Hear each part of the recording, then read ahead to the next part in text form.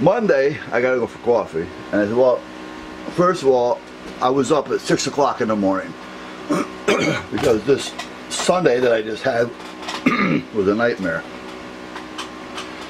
You know, and I just couldn't get a good night's sleep, you know, with that smell out there. And I'm worried about my neighbors, the dogs, you know, because that bird feeder actually is in the kennel. You know, so should I lock the kennel and just let him go in and out of the yard all night? You know, so it was just one of these things to, you know, like, what do we do? So meanwhile, Monday morning, I'm up at 6 o'clock. And I says, okay, I got to meet Tom at 10 for coffee and Paulie. So what am I going to do between now and then? Because apparently I'm not going to fall back to sleep. So I said, well, all right. So I putzed around the house a little bit, you know, putzed around out here a little bit. And the next thing you know, it's like 8:30. So you know what? I'm going to take off. Well, that reminds me. I got to go get the gun. I take off. I said, you know what? I'm going to go to Tractor Supply because I got to pick up another 150 pounds of bird seed because the feeder's empty and there's nothing on the ground for them now. So I might as well just feed them again so they can shit all over me. Alright, so that's what I did. And on the way, I said, wait a minute. I can take a right and go 2 blocks away and go to the gun club, or I can go left and head up towards Tractor Supply. Or wait a minute, better yet, I could do both. I'll go to the gun club first and I'll go to Tractor Supply.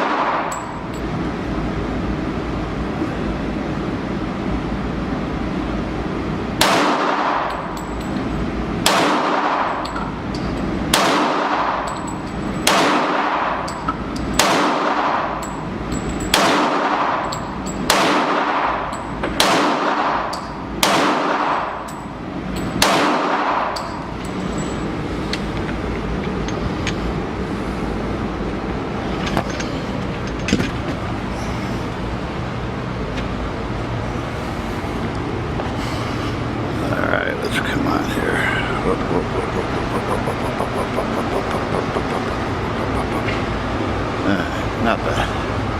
I can deal with that.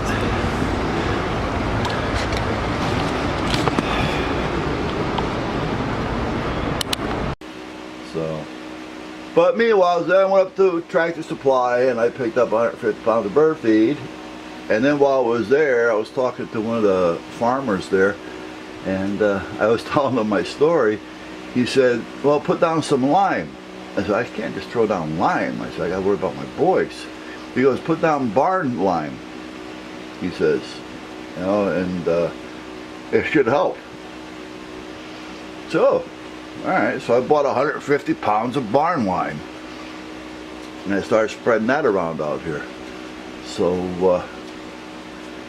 the odor's still there. Considering the heat, either we're getting used to it, or it's starting to go away. It's still there, you know, but it's not, if you know what I mean.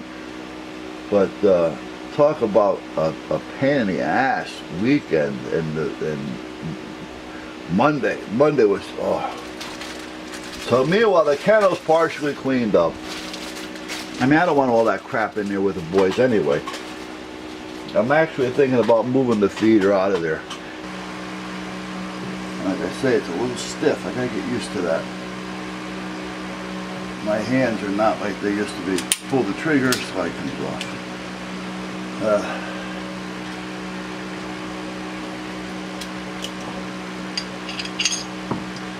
That's a big deal, but that button, for some reason, that spring has a lot of pressure on it when it's in here. I don't know why. Oh, I know why. It's actually pushing that over so that, okay. Alright, so anyway, what are we doing here? I'm gonna clean it.